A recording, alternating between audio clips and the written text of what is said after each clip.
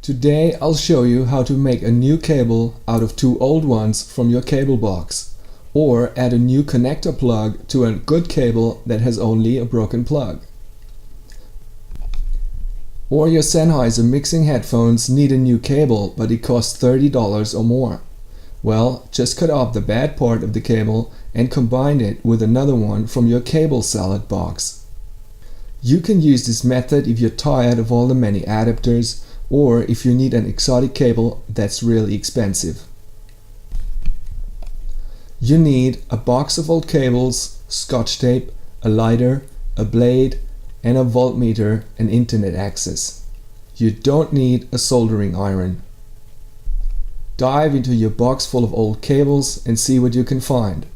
We're gonna cut these cables and tape them together to merge into a new cable. Found two cables, each one that has one of the needed plugs?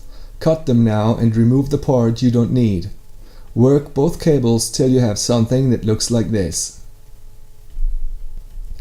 To remove the isolation for each phase, you can use anything that has a blade. Work slow and with care. Leave at least 20 mm of each blank wire to get a solid connection later. Careful with thin earplug cables, etc. Don't cut too much, just a tiny cut, then bend the cable to remove the isolation. Use your fingernails. When removing isolation from tiny headphone cables, be extra careful. Leave some room for making a bad cut or two. Some cables, like headphones, earplugs from iPods, have an invisible isolation on the seemingly blank wires. Use a lighter to burn it off so there's only the blank copper cable left. Use fingernails to remove soot. Isolation removed, wires blank. Now this fellow here comes into play. Simply set the voltmeter multimeter to this symbol so it makes a beep every time there's a clean direct connection. Use the voltmeter beep to establish which wire belongs to which part of the plug. Stereo plugs have tip, ring and sleeve. Mono has only two, tip and sleeve. Write down on a sheet of paper or make a little drawing so as not to mix things up. Do this for both sides. If you're dealing with XLR female or other small orifices, clip or hold a needle to your voltmeter probes to reach inside.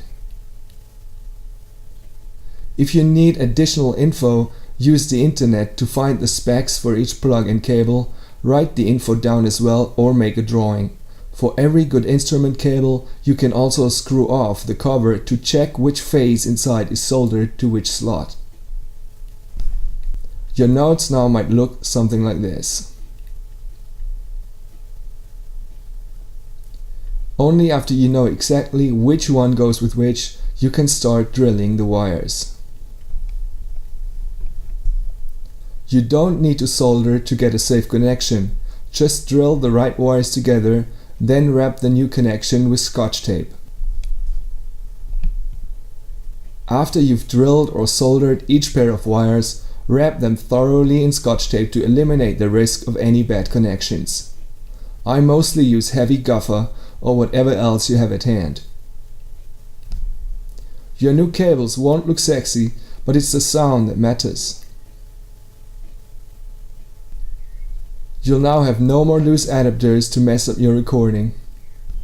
I have made so many cables with this method, it's ridiculous, and they all work like a charm.